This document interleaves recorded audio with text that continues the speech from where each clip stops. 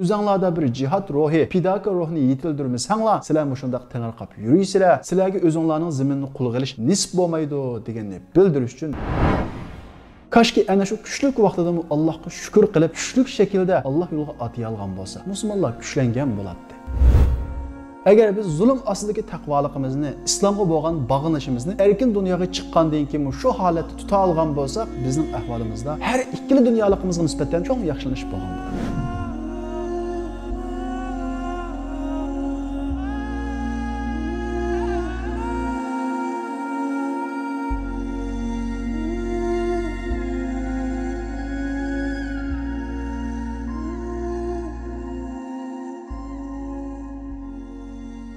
Biz ilgirki dersimizde bayan qilganimizdek, Bani İsraillarga Allah Taala o'zinglarning ziminni qul qilish yo'lida Allah yo'lida kurash qilinglar deb jihatni farz qiladi. Lekin ular o'zining issiq chedirlaridan ayilg'usi kelmay, ular nihoyat kuchli. Biz ojiz. Ular bilan urushqa biz ularni yengolmaymiz. Ular o'zi chiqib ketsa, ondan keyin biz kirimiz, bo'lmasa biz urush qilolmaymiz deydi. Musa alayhisalom ularga shunda tushuntirib, Allah Taala jihatni farz qilgan ekan, biz Allah yo'lida urush qilguvchi bo'lamiz. Bu vaqtda bizga Allah yordam beradi. Biz sonimiz oz bo'lsa-mu, Allohning yordami bilan biz chuqur g'alaba qilamiz deb tushundirsin. Onda sen Rabbing bilan berib urush qil. Biz bu yerda o'ltirib turaylik deb mana mushundaq adabsizlikni qiladi. Mana bu sabablik Allah Taala ularga o'zining ziminni qul qilishni 40 yil kechiktirib o'tadi. Ya'ni 40 yil harom qilib o'tadi. Ular ziminda tengirqab yuriydi. Ya'ni nimish qilishni bilolmay qoladi. Ziminni qul qilish 40 yil kechikdi deganlik u kishilarga mustaqillik nisb bo'lmadi deganlik. Chunki mustaqillik ziminni qul qilish u yo'lda badal to'lashdan qo'rqmaganlarga nisb bo'ladi. Bugun kunimizda qarab boqadigan bo'lsakmi, hatto Allohga ishonmaydigan kofirlarmi o'zining ziminni qul qilish uchun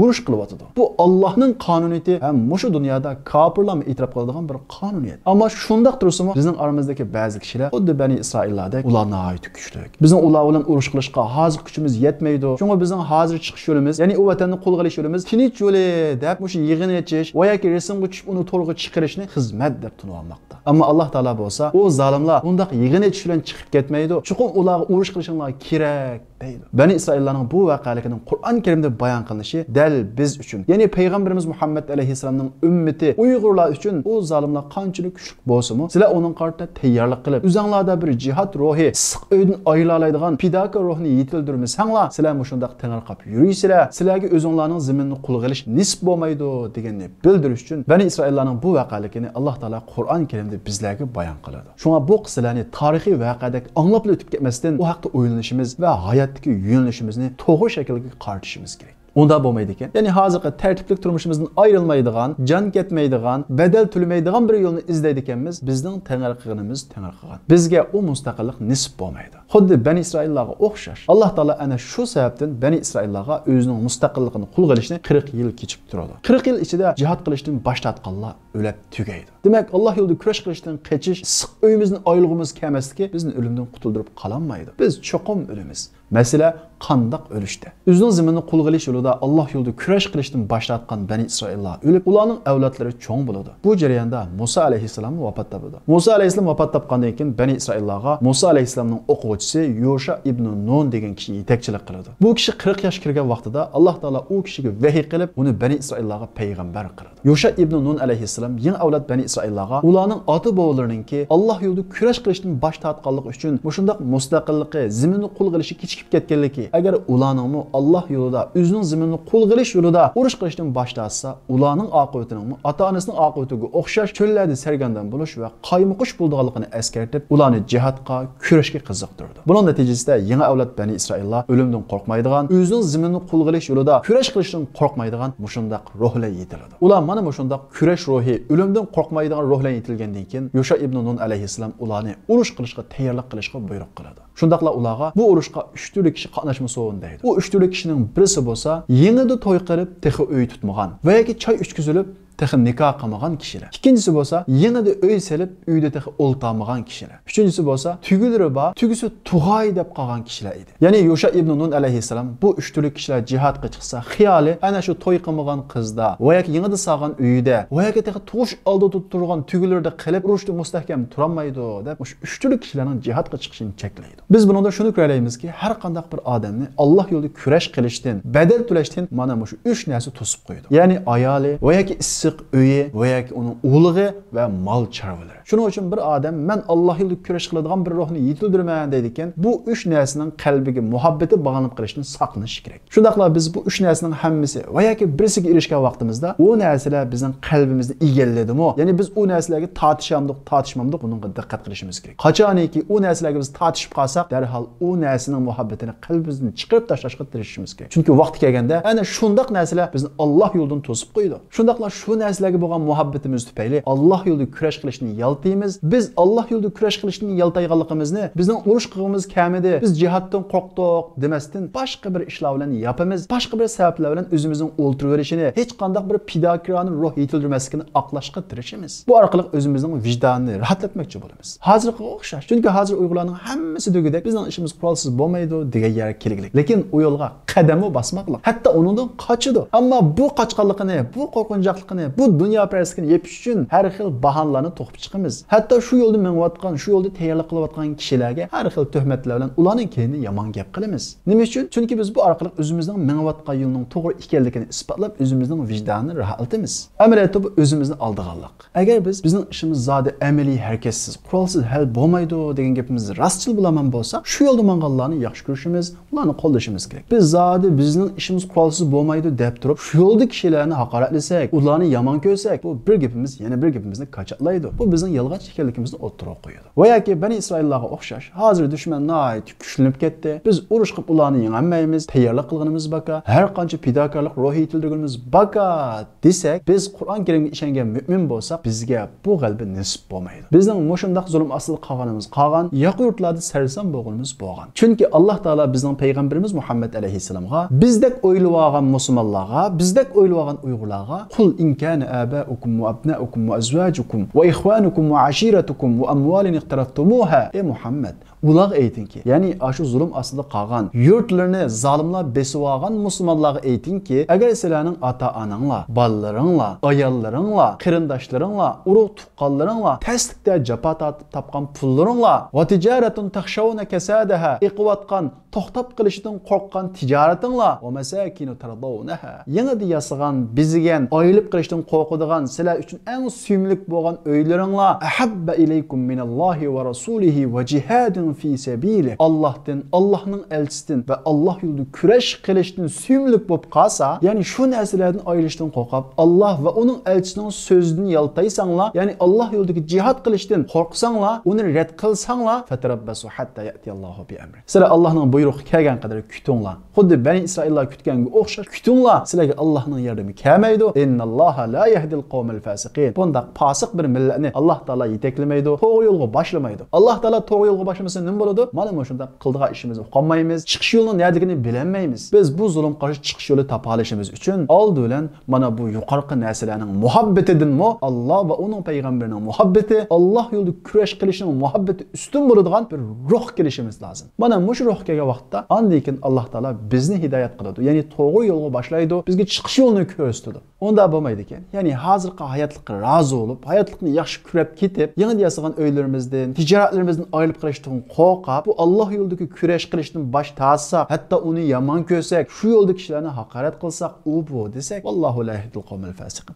Bunda fasiq millatni Alloh taolo yetaklamaydi, to'g'ri yo'lga boshlamaydi. Bizning Bani Isroillarga o'xshash yatihuna fil ard, zaminda qaymoqqanimiz qaymoqqan. O vaqtda g'alaba, nusrat keyingi avlod qoladi, bizga nisb bo'lmaydi. Agar keyingi avlod shunga loyiq bo'lsa, Alloh taolo ular g'albini, mustaqillikni beradi. Yusha ibn Nun alayhissalom yangi avlod Bani Isroillarni ana shundaq ruh bilan tarbiyaladi. Ular urushga hozir bo'ldi. Yusha ibn Nun alayhissalom ularning hammasini retlab, o'zining zaminni qo'lga olish yo'lida kurash qilish uchun Ariha degan shahar qarab atlandi. Ular Ariha degan shaharga kelib, shaharni 6 oy muhosira qiladi. Bu jarayonda dushmanni kuzatdi. O vaqtda ularning zamindagi dushman amaliqlar deb atalgan nihoyat kuchli va bastalik kishilar edi. Ular 6 oy kuzatgandan keyin ma'lum bir juma Yusha ibn Nun alayhissalomning qo'mondonligi ostida sepilg'i hujum boshlaydi. Nihoyat shiddatli urush bo'ladi. Atdigandan boshlab asr vaqtigacha bu urush davom qiladi. Asr vaqtidan keyin urush davom qilib, kun patqil oz qoladi. Agar kun petib qolsa, bu dushmanga foydali edi. Bu vaqtda Yusha ibn Nun alayhissalom o'zining qo'ldan kelganning hammani qilib bo'lgandan keyin, ya'ni Bani Isroillarmi bo'ldi, o'limdan qo'rqmaymiz deb urushga otlanib bo'lgandan keyin, Allohumma ihbisha alayya shay'an. Ey Alloh, u quyoshni birdan paturmay tutib bergin deb duo qiladi.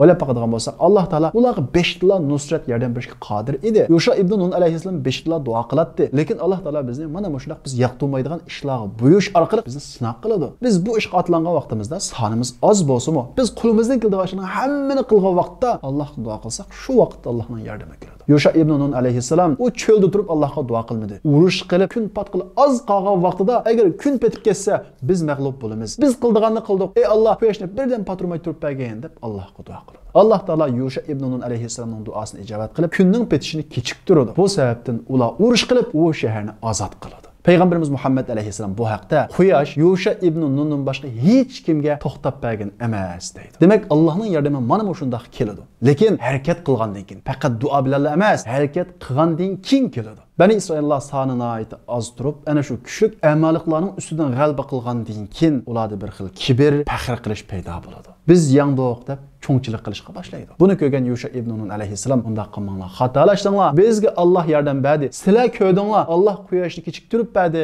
deb ularga shundoq tushundirdi. Lekin bu Bani İsraillar xuddi zulm ostidan erkin dunyoga chiqqandan keyin haddini bilinmagan oti bo'g'lariga o'xshash, u qiyinchilik, u qaymoqishdan keyin ojiz turib kuchlik dushman ustidan g'alaba qilgandan keyin haddini bilinmay cho'ngchilik qilishga, faxr qilishga boshlaydi. Bu vaqtda Alloh taolo Yusha ibn Nun alayhissalomga vahiy qilib, "Uskunu hadihil qarya." Sizlar o zaminga kirib urilishinglar, xalqancha yeb ichinglar, lekin u qilgan cho'ngchiliklar uchun Allohdan mag'firat tilanglar. Biz sizlarning gunohinglarni afv qilamiz. Bu shaharga sizlar sajda qilgan holda kiringlar. Unda cho'ngchilik qilib emas, Alloh bizga nusrat berdi deb sajda qilgan holda kiringlar deydi. Yusha ibn Nun alayhissalom Allohning bu vahiyini ularga yetkazdi. Lekin ular haddidan eshib, Alloh sajda qilib kiringlar desa, keyin chiqib kiradi. Alloh taolo mag'firat tilanglar desa, u gapni o'zgartib masxara qilishga boshlaydi. Ya'ni endi o'zimizning ziminni qo'limizga oldik. Bu shahar bizga qoldi. Biz endi kuchlik deb o'ziga ishonishga boshlaydi. Demek insan ana shundoq tuzkorlikqa nihoyat yaqin bir jonliqki, ojiz vaqtida, kasal vaqtida, qiyinchilik ostida, zulm ostida Allohga nihoyat yaqin bo'ladi. Ammo kengaychilikda, iqtisod berganda, erkinchilik bayada bo'lsa, Allohdan yiroqlashadi. Shunga deymizki, qiyinchilik imtihondan erkinchilik imtihoni, fiqrichilik imtihondan boylik imtihoni nihoyat og'ir. Nurg'ulg'an kishilar qiyinchilik imtihonidan o'talsa, kengaychilik imtihonidan o'tolmaydi. Masalan, o'zimiz qarab qo'yadigan bo'lsak, nurg'ulg'an kishilar u zulm ostidagi vaqtida va qiyinchilik vaqtida, namrat vaqtida men bolalarimni mush islom yo'lga xizmat qiladigan bir odam qilaman deb o'ylaydi. Lekin Alloh taolo u odamga iqtisod bersa, kuch bersa, u odam bolalarini uch qilaman deydi. Kashki ana shu kuchlik vaqtida Allohga shukr qilib, kuchlik shaklda Alloh yo'liga atiy olgan bo'lsa, musulmonlar kuchlangan bo'ladi. Agar biz zulm ostidagi taqvoligimizni, islomga bo'lgan bog'lanishimizni shu erkin dunyoga chiqqandan keyin shu holatda tuta olgan bo'lsak, bizning ahvolimizda har ikkili dunyoligimizga nisbatan cho'ng yaxshilanish bo'lgan bo'ladi. Lekin biz erkin dunyoga chiqqandan keyin xuddi Allohga hojatimiz qolmagandek islomdan yiroqlashdik. Yo'nalishimizda farq bo'ldi. Shuning uchun ahvolimiz kundan kunga yaxshilanish emas, chekinish bo'layotdi. Shunga bizning oqibatimiz Bani İsraillarga o'xshash bo'lmasin deydi ekanmiz. Biz zulm ostida qanday taqvo bo'lgan bo'lsa, qanday yo'nalishda mangan bo'lsak, bu erkinlikka chiqqandan keyin u Allohga bo'lgan iymonimizni tarvimay, shu yo'nalishda texmi yaxshi mengishimiz kerak. Alloh taolo Bani İsraillarga ana shunday yordam qilib, ularni g'alaba qildirsin, lekin ular g'albini o'zidan ko'rib, biz mushundaq boturlarcha urush qilgan bo'g'achga g'alaba qildik deb o'ziga ishonib, Allohning yordamini unutdi, cho'ngchilik qildi, Allohdan yiroqlashdi. Mana bu sababli Alloh taolo endala o'zining ziminiga qadam qo'ygan Bani İsraillarga osmondan ofat tushirdi. Allah Teala Kur'an-ı Kerim'de "Ferselna aleyhim rizzan mine's-semai bima kanu yadlimun." Ular mana shunday cho'ngchilik qilib, o'ziga zulm qilganligi uchun biz ularga osmondan bir azobni tushirdik dedi. Ya'ni Alloh taolo ularning orasiga bir vaboni selib etdi. Bu sababdan ular xil uzung'ichilik, xotirjamsizlik ichida yashaydi. Yillarning o'tishiga ergashib Yusha ibn Nun alayhissalomga qaraydi. 120 yosh kirgan vaqtida umu vafot topadi. Kurash qilib vatanni qo'lga olgan Bani İsraillarni vafot topib, yangi avlodlar maydonga keladi. Yusha ibn Nun alayhissalom vafot topgandan keyin yangi avlod Bani İsrail Yusha alayhissalomning o'quvchisi va yordamchisi bo'lgan Kalib ismli bir solih kishi yetakchilik qiladi. Kalib ismli bu kishi yangi avlod Bani İsraillarga ularning oti bo'g'lariga Alloh taolo yordam qilib Fir'avnning zulmidan qutuldirganligi, ya'ni mo'jizaviy shaklda dengizni ikkiga ayirib ularning oti bo'g'larini Fir'avnning zulmidan qutuldirganligi va Yusha ibn Nun alayhissalomning qo'mondonligi ostida ularning otilari bu zaminni qo'lga olganligi. Bu jarayonda Alloh taolo ularga yordam qilib quyoshni to'xtatib berganligidan iborat mo'jizalarni so'zlab berib, Allohga qaytishga, tavba qilishga, Tavratni o'z o'zgartmaslikka, o'zining manfaatiga bo'ysundirib tafsir qilmaslikka buyuradi. Lekin bu yangi avlod Bani Isroillarga ko'zurang ko'rmagan u mo'jizalar xuddi xurofotdek, hikoyadek, cho'chakdek anlandi. Ular bunga ishonmaydi. Ularning ichidagi Allohdan yiroqlashmadi, dindan yanmadi deganlarmi Tavratni o'zgartib, o'zining manfaatiga, xohishiga zid kelib qolgan, ya'ni o'zining xohishiga mos keladigan shaklda tafsirlab, o'zgartib kishilarga tushuntiradi. Hatto Alloh taolo ularga juma kunni dam olish qilib bekitib bersa, ular Alloh taolo zaminni 6 kunda yaratib, shanba kuni dam olibdikan, bizmi shanba kuni dam olamiz deb Allohning oyatlarini o'zgartirdi. Va shundaqla Alloh taolo juma kuni qilib bergan dam olishni shanba kunga o'zgartirib oladi. Alloh taolo ularni imtihon qilish uchun ularga shanba kuni ishlashni harom qiladi. Ularning ko'p sonliqi biliqchilik bilan turmushini qamdaydi. Alloh taolo ularga ishlashni harom qilgan shanba kuni dengizga noiti biliqni ko'paytirib o'tadi. Haftaning boshqa hech qanday kunlarda undoq ko'p bo'lmaydi. Ular shanba kuni chiqib biliq tutayli desa, ular o'zi o'zgartgan. Shundaqla bu sababdan Alloh taolo ularga shanba kuni ishlashni harom qilgan edi. Tutmayli desa,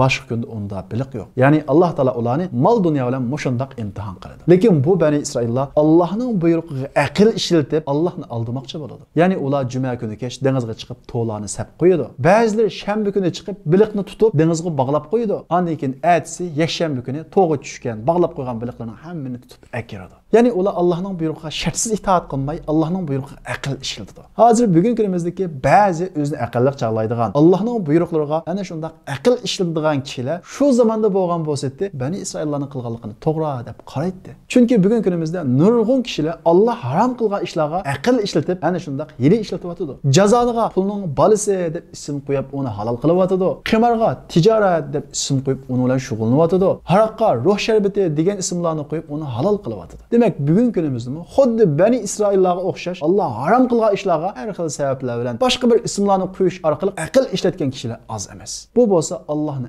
eng qattiq g'azablantiradigan ish. Chunki bu Allohni aldashga uringanlik. Shuning uchun payg'ambarimiz Muhammad alayhisalom buningdan bizni eskartib, la tartakibu martakabatil yahud fastahallu maharimallohi bi adnal hayal. Sizlar yahudilar qilgan ishni qamanglar. Ya'ni Bani Isroillar qilgan o xatolikni o'tkazmanglar. Ular Alloh harom qilgan ishlarni aqmas, tutmas, kichkina bahonlar bilan o'zgartib, aql ishlatib, yiri ishlatib, uni halol qildi. Sizlar bunday ishni asla qilib qolmanglar deydi. Chunki bunday qilish bizning oqibatimizni ana shu Bani Isroillarning oqibatiga o'xshash qilib qo'ydi. Bani Isroillarning qilgan bu hilasiga qarata Bani Isroillardagi boshqa kishilar ikki xil qarashda bo'ladi. Birisi bu to'g'ri bo'lmadi, bunday qilsak bo'lmaydi, bunday qilsak Allohning azobiga uchrab ketamiz deb qaraydi. Yana bir bo'lib Bani Isroillar bo'lsa sukut qiladi va bunday qilsak bo'lmaydi degan Bani Isroillar qarata lima ta'iduna qawman Allohu muhlikuhum aw mu'azzibuhum azaban shadida. Nimish ularni to'sizlar, nimish ularga nasihat qilasizlar. Agar ular xato qilgan bo'lsa, Alloh taolo ularni azoblaydi. Ya'ni fikr erkinligiga yo'l qo'yinglar. Ular xato ishni qilaversin. Sizlar to'g'ri deb qargan bo'lsanglar, o'zingizlarning to'g'riga ishni qilaveringlar deb mush yo'lni tutadi. Lekin u xatolikni inkor qilgan Bani Isroillar buning qarta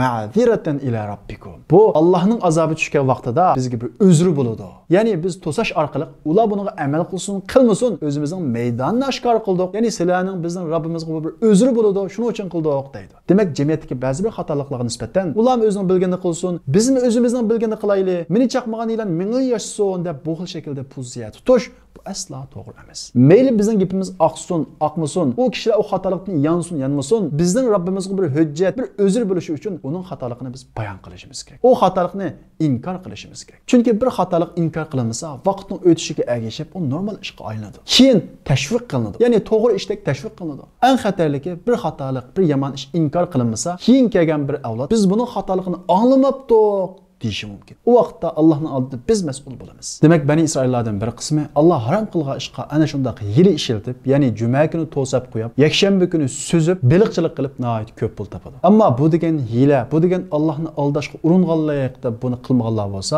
normal turmushga chiqadi, ularda ko'p pul topolmaydi. Bu xeyli uzun davomlashadi. Pul topganlar tepaveradi. Alloh cheklagan deb u yo'lni tanlamaganlar bo'lsa, burunqidek normal oddiy turmushda mengayveradi. Mushunday qilib Allohning cheklamasiga hiyla ishlatganlar bilan hiyla ayrılgandan keyin, ya'ni Alloh taolo ularni ana shunday dunyo bilan imtihon qilib qo'ygandan keyin Alloh taolo bir kechada Allohning cheklagan ishiga hiyla ishlatgan u Bani Isroillarni maymunga aylantirib o'tadi. Haqiqiy rost maymunga aylantirib o'tadi. Alloh taolo bu haqda Qur'on Karimda ularning ahvolini bayon qilib, "Vas'alhum 'anil qaryati allati kanat hadiratal bahr." Bani Isroillar ichidagi dengizning atrofiga o'lchoqlashgan u aholining ahvolini so'g'in. "Iz ya'duna fis-sabt id ta'tihim haytanuhum yawma sabtihim shur'a'u wa yawma la yasbitun." Ular Alloh cheklagan kunda, ya'ni shanba kunda bilik tutqanligi uchun qulna lahum kunu qiradatan xasiin. Sizlar xar maymun bo'lib ketinglar dedik deydi. Ya'ni Alloh taolo ularni shanba kuni bilik tutqanlar deb sifatladi. Amaliyotda bo'lsa ular to'ni juma kuniga chiqib silib qo'ygan, yakshanba kuni olgan va yoki shanba kuni chiqqanlarmi bilikni suzmay tutib shu yerga bog'lab qo'ygan. Ammo Alloh taolo ularni shanba kuni bilik tutqan deb jazolab xar maymunga o'zgartirdi. Sahobalar payg'ambarimiz Muhammad alayhisalomdan bu voqelikni anglagandan keyin ey Rasululloh, bugungi kundagi maymunlar ana shu bani Isroillar shumi deb so'raydi. Payg'ambarimiz Muhammad alayhisalom innalloha lam yuhlik qawman fayaj'al lahum nasla. Alloh taolo qanday bir qavmni azoblab, surti mubaddal qilayotgan bo'lsa, ularning naslini qo'ymaydi deydi. Ya'ni ular shu vaqtda o'lib tugidi deydi. Demak, Allohning buyrug'iga aql ishlatib, Allohning cheklamalarini, haromlarini halol qilmoqchi bo'lganlarning oqibati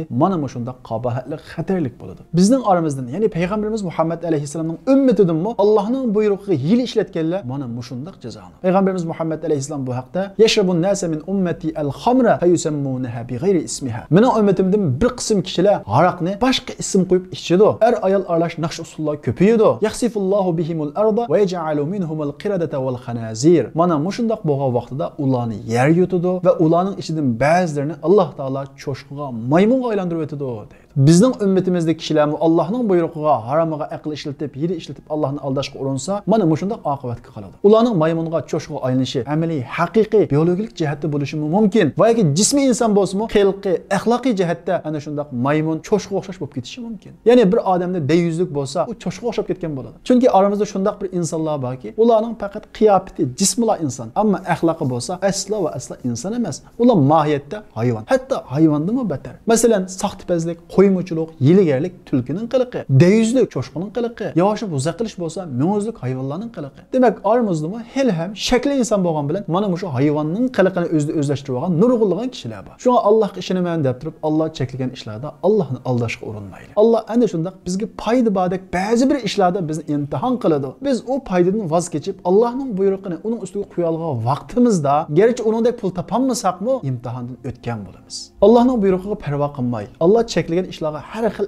aql ko'rsatib, uni qilgan kishilarning pul topib ketganligiga, yaxshi turmush yashab ketganligiga aslo va aslo havas qilmaylik. Oqibat lil muttaqin, muttaqillarga, Allohdan qo'rqqanlarga. Alloh bunda qilsa menga g'azab qiladi. Allohning sevgisidan, Allohning barakatidan mahrum qolaman deb Allohni ko'zlagan taqvodorlarga mansub. Ammo Alloh cheklagan ishlarga aql ishlatib, o'zini Xudoyimdan aqlliq chaqlab, Alloh cheklagan ishlarni qilgan kishilar vaqtliq nurg'un pul topgandek, isil mashinlarni haydagandek, isil o'yladi o'ltagandek qilsa-mu, Alloh taolo ularni ana shunda azobga duchor qiladi. Allah to'sqan ishga aql ishlatib, biliq tutgan o Bani Isroillar bir kechada maymunga aylantirib o'tilgandan keyin bu ish Bani Isroillar ichida puri ketadi. Bu Bani Isroillar ichidagi yana bir mo'jiza bo'ladi. Bu sababdan nurg'unlagan Bani Isroillar cho'chib, undan nasihat oladi. Ammo yana nurg'unlagan Bani Isroillar bo'lsa, undan nasihat olmaydi. Demak, Allohning mo'jizasidan nasihat oldiganlar va olmaydiganlar har vaqt bo'ladi. Masalan, yer tarvisa va yoki shunga o'xshagan nurg'unlagan ofatlar, ya'ni Allohning oyati, mo'jiz yuz bersa, undan nurg'unlagan kishilar ibrat va dars olsa, ya'ni nurg'unlagan kishilar bu degan tabiat hodisi unda bo'lgandan munda bo'lgan deb sababga cho'qinadi. Ammo u sababni yaratgan Allohni unutadi, Allohning qudratini ko'rmaydi. Dal Bani Isroillar ichidami ana shunday maymunga aylanib ketishdan iborat bu Allohning mo'jizasini ko'rib, Allohdan qo'rqqanlar bo'ladi. Ammo buni har xil sabablarga bog'lab, undan ibrat dars olmaydigan Bani Isroillarmi ham bo'ladi. Undan ibrat olmagan Bani Isroillar bo'lsa ko'p sonliq edi. Ular ana shunday ozg'unligida texmi cho'nqilishadi. Allohning oyatini, ya'ni Tavratni o'zining nafsi xohishiga mos keladigan shaklda tushunishga, o'zgartirishga boshlaydi. Alloh taolo ularning bu ahvolini Qur'on Karimda bayon qilib, "Minallazina hadu yuharrifunal kalima an mawadi'i." Yahudilardan, ya'ni Bani Isroillardan Allohning so'zini o'z o'rnidan boshqa yerga yo'tkaydigan, ya'ni to'lg'aydigan, o'zining nafsi xohishiga moslashtirib tushunadigan mushundaq kishilar bor deydi. Bizning oramizda bugungi kunimizda Allohning oyatini, Rasulullohning hadislarini o'zining nafsiga to'g'ri kelsa, to'xtamay uni dalil qiladigan, ammo o'ziga iqtisodiy jihatda va yoki boshqa bir jihatda manfaatiga to'qinish kelib qolsa, u oyatni anglamaydigan, undan agib o'tib ketadigan nurg'un kishilar bor. O'zining manfaatiga mos kelgan, ya'ni uningga bir iqtisodiy jihat foyda keladigan darslarni, tabliğlarni keng taqtilgan, ammo uning qilayotgan ishini cheklaydigan, ya'ni haqiqatni bayon qilib beradigan tabliğlarni anglamaydigan, uni taqilmaydigan shunday kishilar bor. Ya'ni bu kishilar bo'lsa Allohga manfaat ustiga imoyat qilganlar. Ya'ni manfaatiga to'g'ri kelsa imoyat qilgan, manfaatiga to'g'ri kelmasa imma etmagan kişiler. Allah Taala bu kişilerin Kur'an-ı Kerim'de süpelep ve minen nasi men ya'budullaha ala harf. Kişiler arasında Allah'a harf üstüge, yani menfaat üstüge ibadet kıldıganlar var deydi. Bunun cezası bolsa kalp qattiqligi ve Allah'ın lanetiga uçraş. Allah Taala Kur'an-ı Kerim'de "Febima naqdihim mithaqahum la'annahum ve ja'alnahum qulubahum qasiye." Ular Tevratga amal qilishdan iborat ahdisini buzganligi, yani menfaati godilkasi amal qilib, menfaati godilkasi amal qilmaganligi uchun ularga la'nat qildik. Yani ularni rahmatimizdan yiroq qildik ve ularning qalbini qattiq qildik. Yuharrifunal kalima an mawadi'i. Ular Allah'ning oyatini o'z o'rnidan boshqa yerga ishlatdi. Allah ular qilgan nasihatni unutdi deydi. Demek biz mi Kur'an'ın ayetlerini tuluq qabul qilmay, xoşaqqa yerda qabul qilib, bizga ziyan kelmasa, jinimizga, melimizga ziyan kelmasa qabul qilib, jinimiz og'magan, pul ketmagan yerda amal qilib,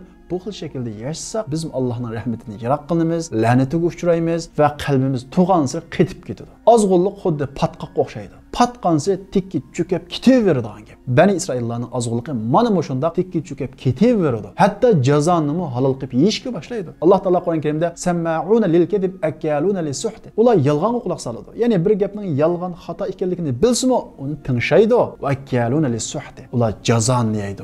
Yani ma paychekda, ma so'da jazoni var desa, har xil bahonalarni oqlab yoki parvo qilmasdan bu tijoratni qilaveradi deydi. Bugun kunimiz qarab baqadigan bo'lsak, o'zini xili yaxshi, hojim degan nurg'un kishilarningki ma so'da jazoni var, ma paychek kirmang desa, uningga parvo qilmasdan u so'daga dum tushvaganligi bizning Bani Isroillarga naqadar o'xshab ketayotganligimizni bildiradi. Bani Isroillar mana shunda Allohning so'zini o'zining nafsiy xohishiga moslashtirib tushunadigan, yolg'onga quloq soladigan, jazoni yeydigan mushu holatda davom qilib mingavergandan keyin ular ozg'unlikning eng tikka yetib boradi. Ya'ni ularning orasida dinsizlik, Allohga ishonmaslik, oxiratga ishonmaslik bosh ko'tarishga boshlaydi. Xuddi bugungi bizning jamiyatimizga o'xshash. Bizning jamiyatimizga qarab qoladigan bo'lsak, hozir yoshlarda, hatto cho'nglardami oxiratga gumoniy nazar bilan qaraydigan, iymoniy ojizlik, dinsizlik qarab mingish avj olyapti. Qur'on Karimda Bani Isroillar ichida dinsizlikni tanlagan, ya'ni Alloh yo'q, oxirat yo'q deb mushu yo'lga mangan bir boyninki va u boyning qo'shnisi bir namrat kishining voqealigi bayon qilinadi. Ya'ni ikki bog' egasi